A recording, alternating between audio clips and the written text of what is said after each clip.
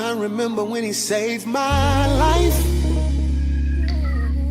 Everything before that was just a blur. I was wild, living real foul. I just want right.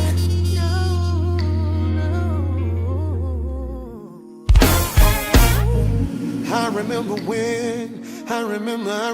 when he changed my name. From sick to heal, from broke to blessed. Now I can testify that I'll never be the same. My God is amazing. Simply amazing. He is amazing. That's why I believe. The truth is, I should be crazy. I thank God he saved me. I'm a living witness that God, yeah. That's why I believe.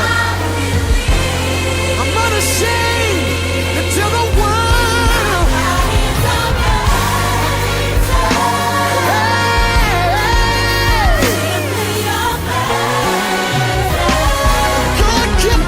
Midst of it all. That's why I believe.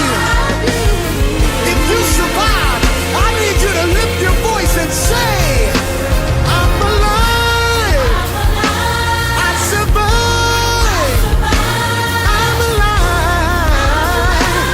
What didn't kill me, it only made me stronger. You survived. You survived.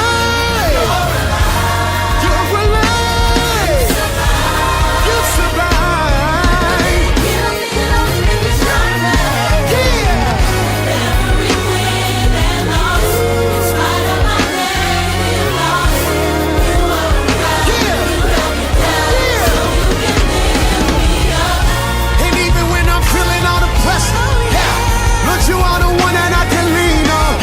And if you knew my past, you would swear I finished last. And I still don't understand why my God is so. I remember when I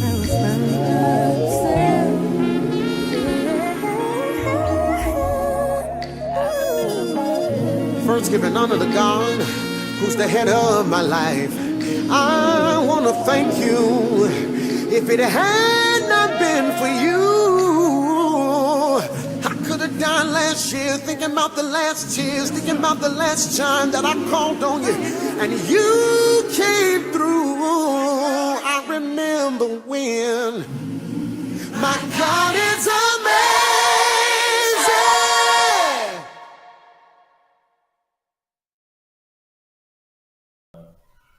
Peace and blessings unto you, God our Father, and Jesus Christ our Savior.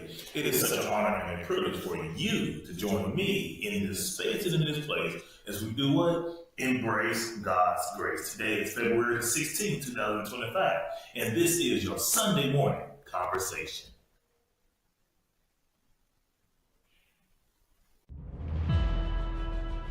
Are you feeling weary, lost, searching for hope in a world that feels overwhelming? You're not alone. God's word is alive. It speaks to the depths of your heart, bringing peace, encouragement, and strength for every moment of your journey. Discover the promises of Isaiah 41:10.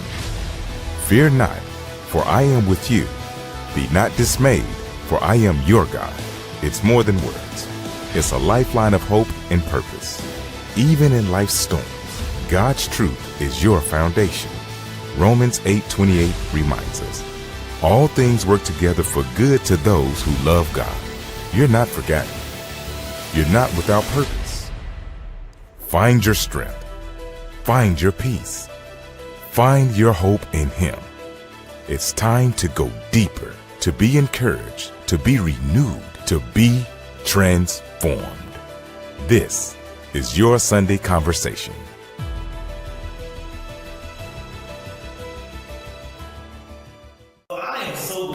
are tuning in on this Sunday morning, a little wet outside.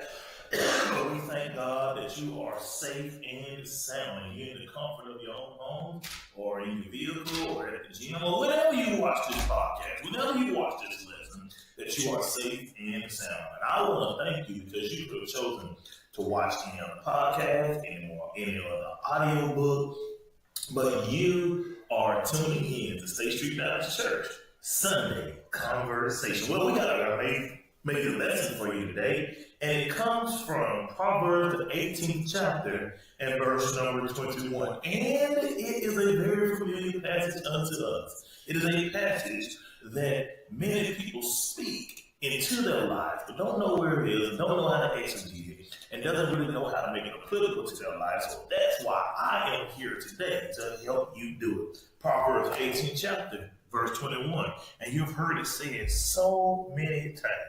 And it says, death and life are in the power of the tongue, and those who love it will eat its fruit. Let me say that one more time. Death and life are in the power of the tongue, and those who love it will eat its fruit.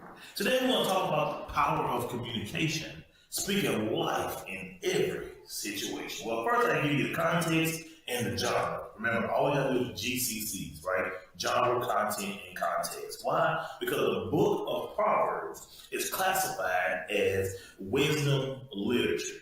That's what it's classified as. A genre that includes teaching. It includes teachings meant to instruct the believer, instruct the Christian, right? In the way of righteousness, wisdom, and practical living. Proverbs is largely attributed to King Solomon. You know, David's son, that guy who completed the temple. Yeah, that King Solomon, right? Because of why he's known for his divine wisdom. Remember when God spoke to him, said, anything that you want, anything that you ask him for, I'll give it to you. You're like, man, just give me wisdom. You found it in 1 Kings 3, verses 5 through 14, right? Okay. And it provides short, powerful sayings that guide moral and ethical behavior. Say that once again. It's short sayings that will guide your ethical and your moral behavior as a follower of the way of Jesus Christ. Okay? It helps us navigate life with godly wisdom. Not earthly wisdom, but godly wisdom. Now, Proverbs, the 18th chapter and verse number 21, it falls into a broader theme about the power of words, speech, and communication.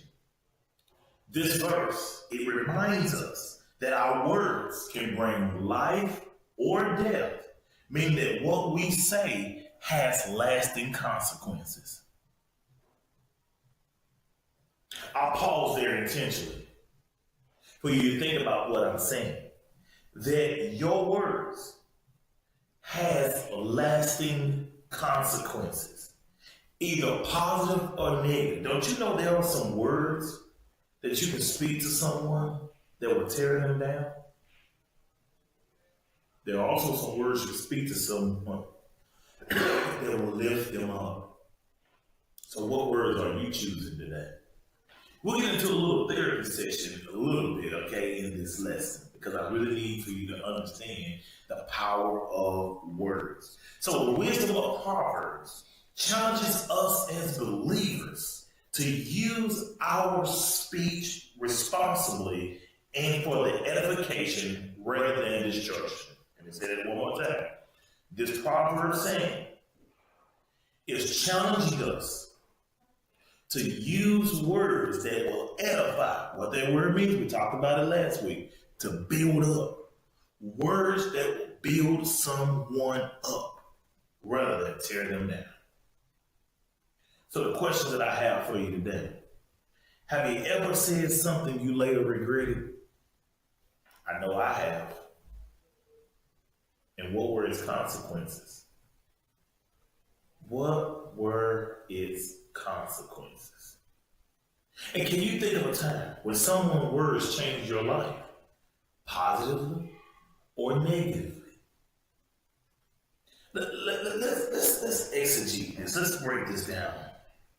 Because Proverbs, the 18th chapter, verse number 21, death and life are in the power of the tongue, and those who love it will eat its fruit, right? It's not always what someone says to you. Sometimes it's what you say to yourself.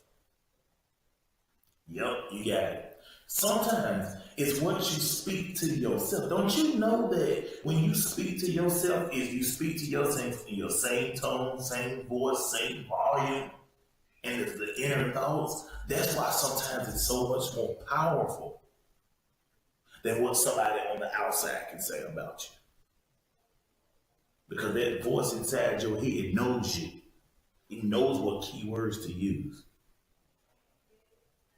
So you have to understand that words are not neutral. A lot of people think that, what's that saying that was said? Sticks and stones may break my bones, but words will never hurt me. Wrong. Words hurt people. Words hurt people. They either build up or they tear down. The Hebrew word for power in this verse is yad, which translates to hand or control, meaning our words have a controlling force in our lives and relationships. You can ruin a relationship with somebody by your words. It's not always about what you do. Sometimes it's about what you say. So I got a question. I got a reflection piece for you this morning. If your words were a tool, what kind of tool would they be? If your words were a tool, what kind of tool would it be? Would it be a hammer that breaks or a scalpel that heals? Or would it be a paintbrush that creates? What kind of tool would your words be? So Jesus reinforces this concept. So in the New Testament, right, Jesus reinforces this concept in Matthew 12, 36 and 37.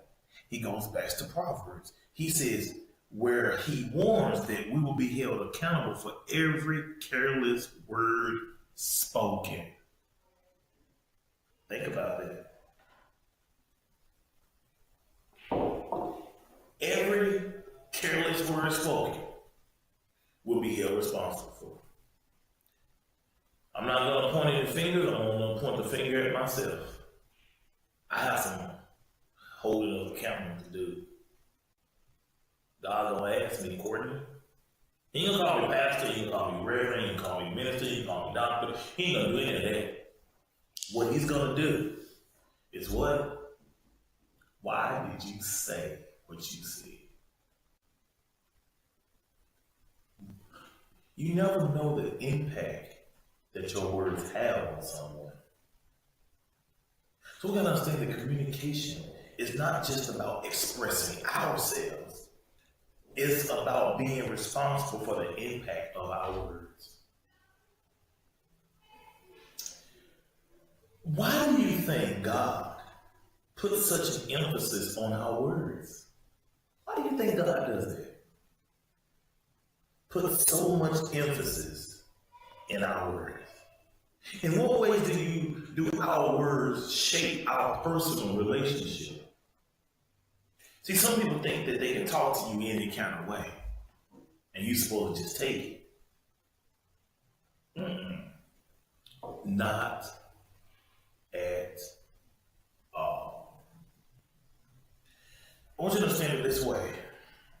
There are 3 ways communication can impact our lives. There are 3 ways. Words shape our reality. What we say affects our thoughts, emotions, and even our future. If you constantly speak defeat, you'll start to live in defeat. If you speak life, faith, and hope, your mindset will shift accordingly. Be nice to yourself. Speak to yourself. Speak life into you. Speak life into someone else. How does what you say about yourself affect your confidence, faith, and future? I told you once again, when you talk to yourself, guess what? That voice inside of you know you like the back of your head. Yeah, it does. So if you're constantly telling yourself that you're unworthy, telling yourself that you can't make it, telling yourself that you're no good, guess what? You start to walk around thinking that. Change your mindset. Renew your mind. Here's the fact. Words can heal or destroy relationships. Words spoken in anger, gossip, or dishonesty can fracture relationships beyond repair. I've been on that end where I have received that, and I have been on the end where I have done that. No lie to tell you, I have done it. And I also received it. Think about how you felt when someone lied on you.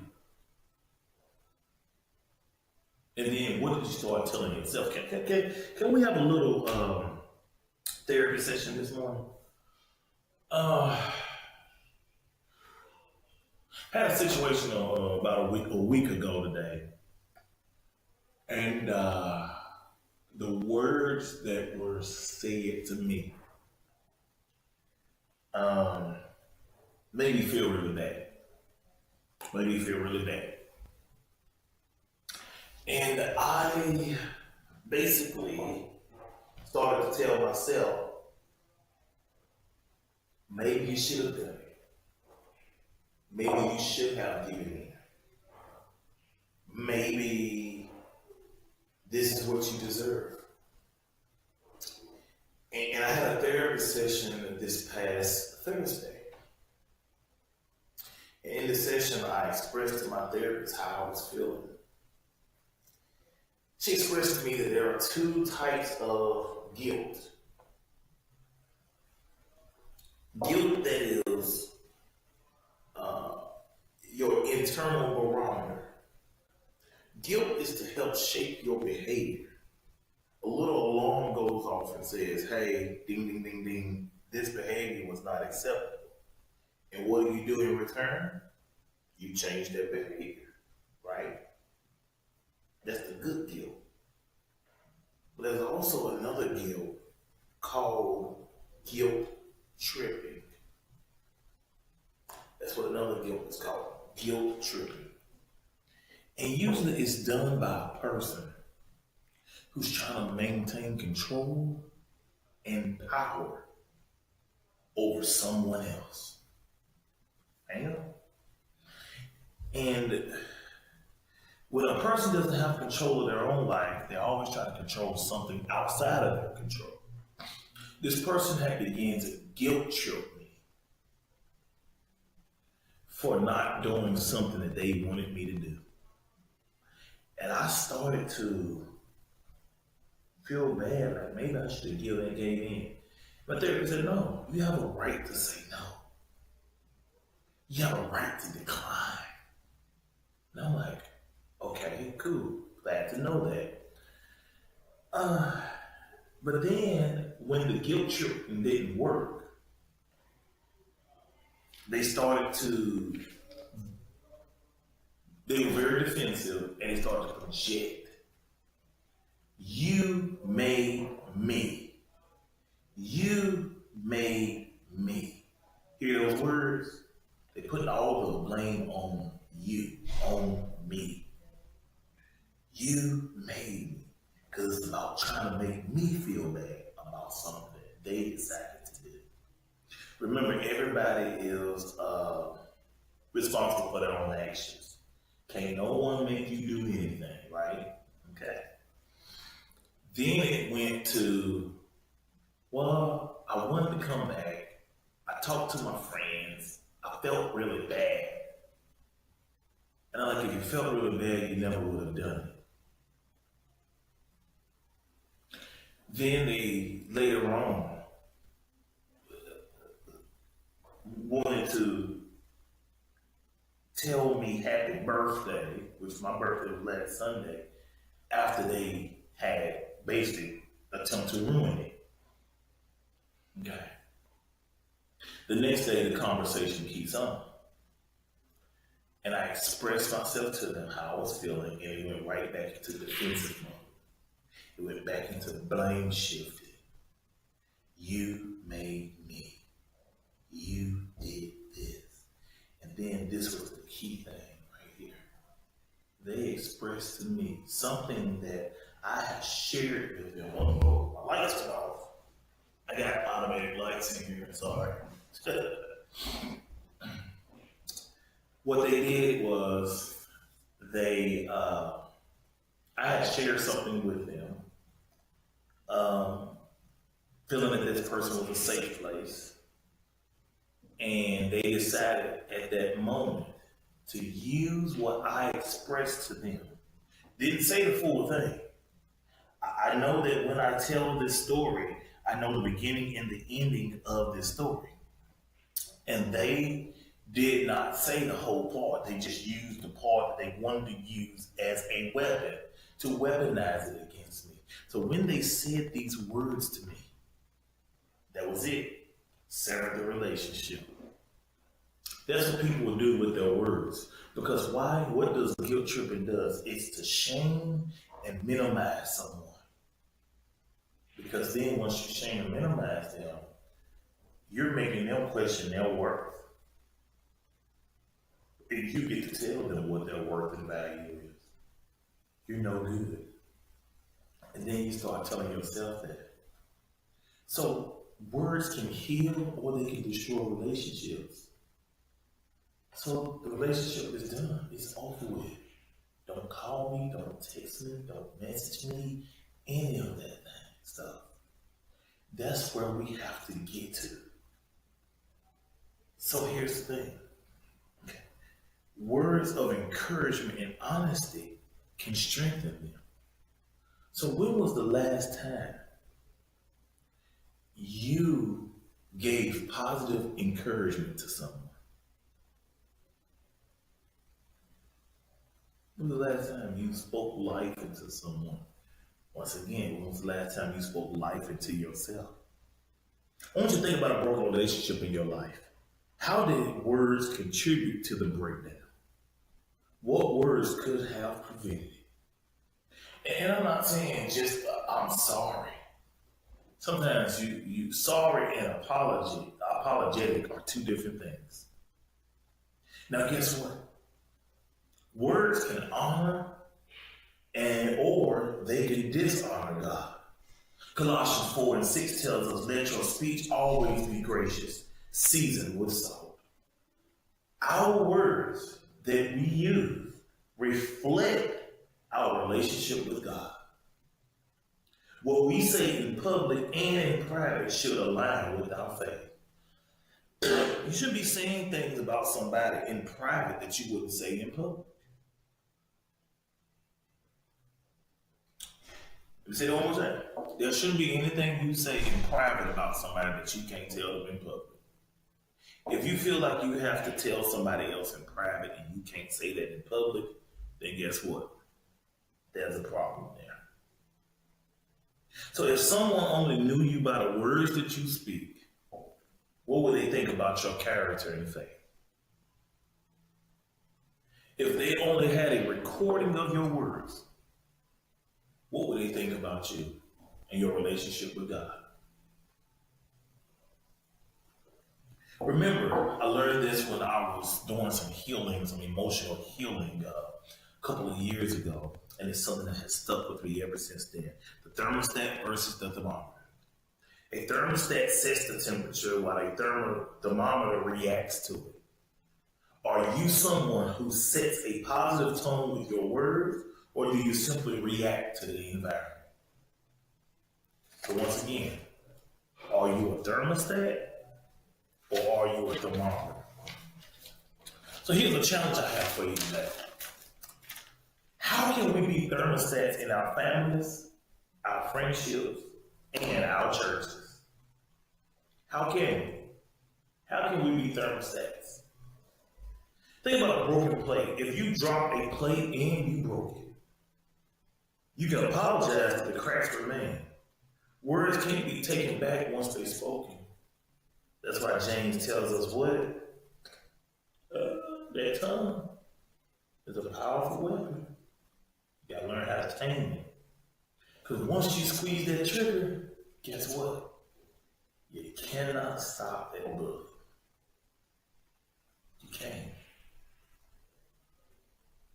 What are some ways to repair relationships damaged by words? If you plant negativity, you will reap negativity. If you plant words of encouragement and truth, guess what?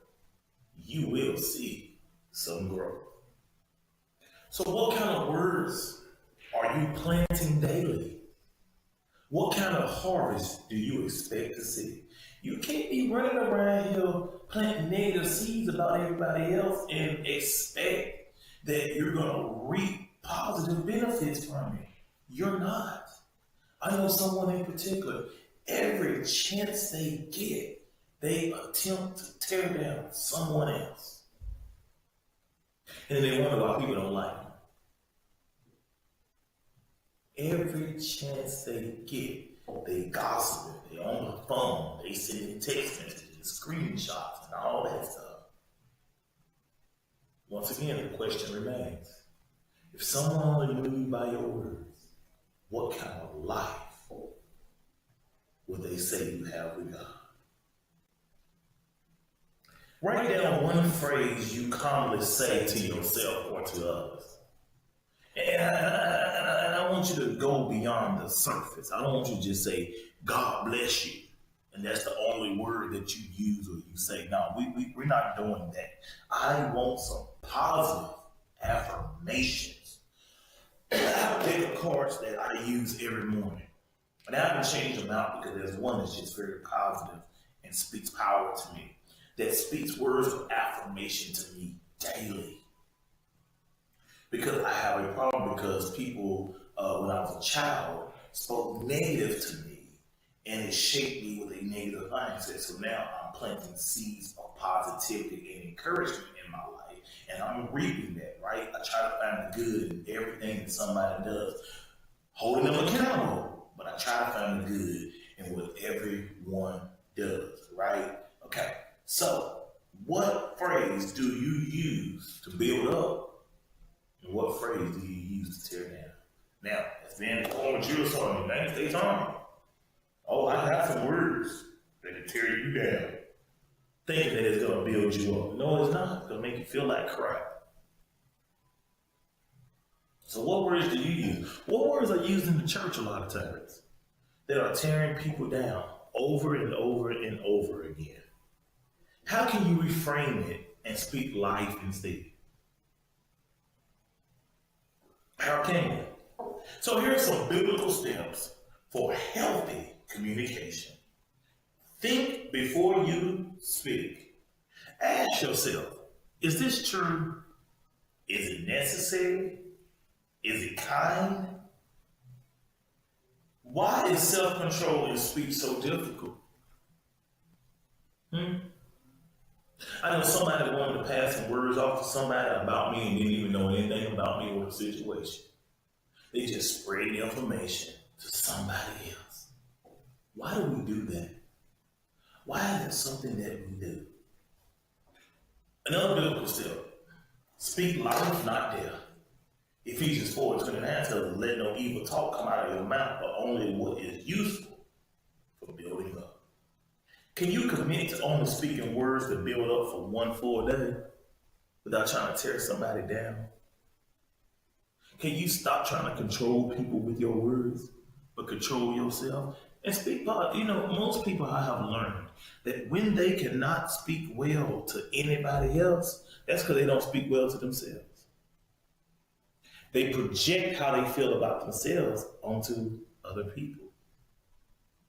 I dealt with it in my ex-marriage, my ex-father-in-law. He never said anything to build anybody up. is always to tear somebody down. Because that's how he feels about himself. Listen more than you speak. Somebody said, oh, why you got 2 ears and 1 mouth? Okay, yeah. But James 1:19 tells us, be quick to listen and slow to speak and slow to anger. Listen to what he said again. Be quick to listen, slow to speak, slow to anger. Quickly you listen, slowly you respond. The reason why James said it that way.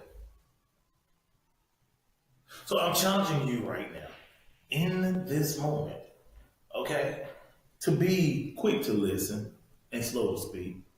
And then if you're slow to speak, you may be slow to anger. But why is listening often harder than speaking? Number one, because you're not really trying to, oh, my lights keep going off. Sorry, guys. Okay, there we go. I should never installed those lights in here. God. As you know, usually I don't record in here anyway, so that's probably why. What was I? Yeah, why is listening often harder than speaking? Well, here's the reason why it is often hard. Because we feel like what we have to say is more important than what they're saying. That's why. That's the whole reason why we feel it's about control.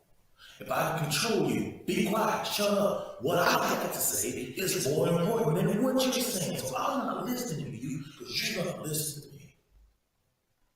That's how people are. It's about control. Power and control.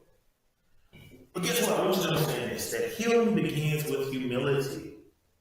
So what is a past hurt in your life that could be healed with a sincere apology? Oh, I don't want to go into that. We'll be going into morning worship by the time I get done with this. Okay? There is a lot of people that owe you apologies, but this is what I want you to understand. Hear me and hear me well. The apology that you deserve is the apology that you may never receive. And you have to be okay with that. The apology that you deserve, you may never ever receive it. And I want you to dust your feet off and keep on going. There's 2 people off the top of my head that owe me this, or 3 sincere apologies. And 2 of them, I may never ever get. One of them I may get, I'm holding out hope, but 2 of them I know I may never ever get. Here's the fact. Don't get so caught up in that. But I want you to be an example, okay? What you may never get, speaking positive to you, don't carry that over to somebody else. Please don't. So what I want you to do is encourage somebody else with your words. Hebrews 3:13 tells us to encourage one another daily. So speak an encouraging word to at least one person this week and note their reaction. Note their reaction. Just make some notes.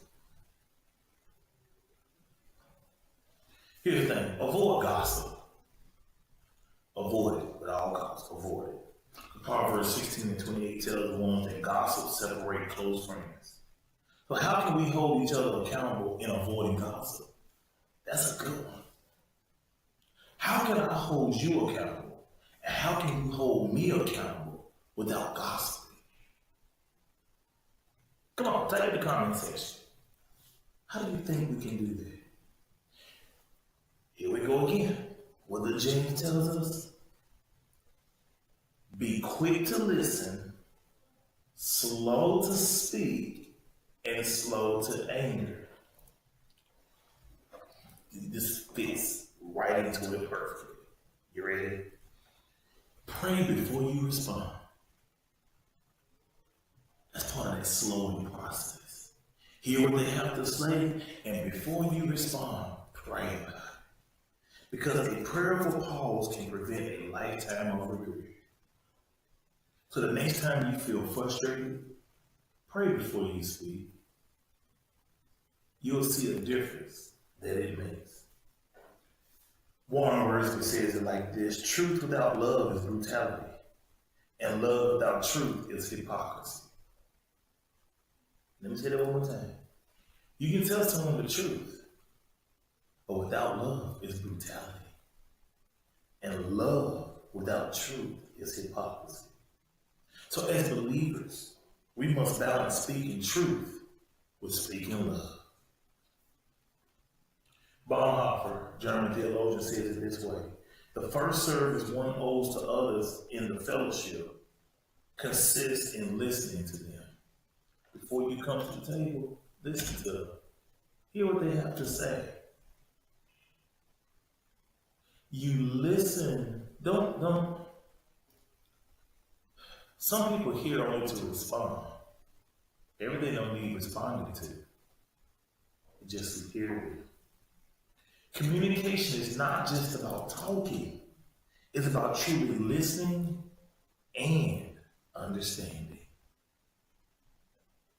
So as we were to close this out, I got 2 questions for you today.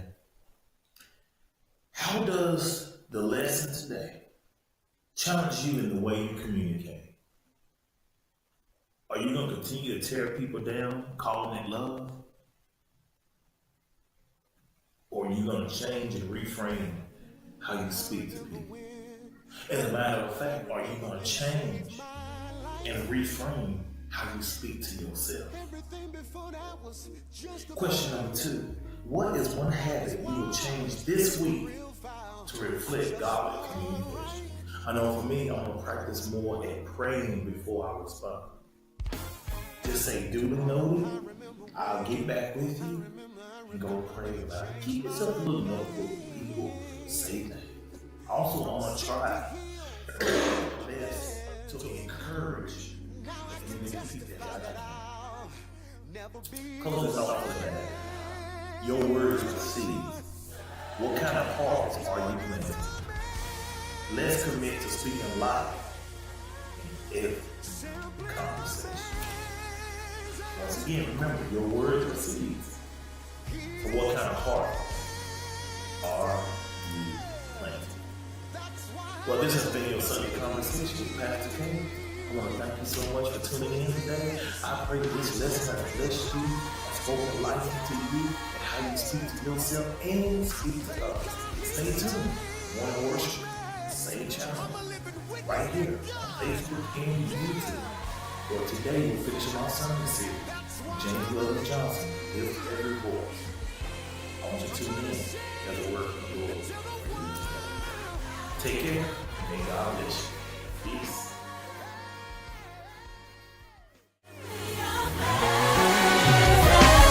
God kept you in the midst of it all. That's why I believe if you survive, I need you to lift your voice and say, I'm alive. I survived. I'm alive. What didn't kill me, it only made me stronger. You survived. You survived. You're alive. You survived. Kill me, it only made me stronger. Yeah. Every win and loss, in spite of my pain and loss, you are alive. Yeah. You held me down, so you can lift me up. And even when I'm feeling all the pressure, Lord, you are the one that I can lean on. And if you knew my past, you would swear I finished last, and I still don't understand why my God is so. I remember when I was by myself.